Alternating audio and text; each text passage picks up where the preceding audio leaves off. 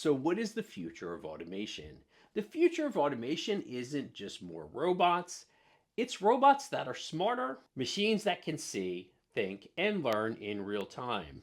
Factories once relied on repetition. Robots would do the same things over and over. Useful, but limited. Now AI is changing the game. Smart robots adjust in real time, guided by vision systems, machine learning, and data flowing from every corner of the factory. And it isn't just about replacing people, it's about collaboration. Engineers teach machines new skills, while robots take on repetitive, dangerous, and ultra precise tasks humans can't. The factories of the future will program themselves overnight as they learn with more advanced AI. The supply chains that predict what we'll need weeks before we ask. Robots that learn from one task, then apply to another, just like people do.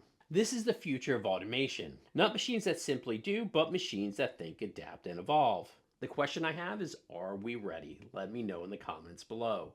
For more on engineering and electronics, make sure you visit eevids.com.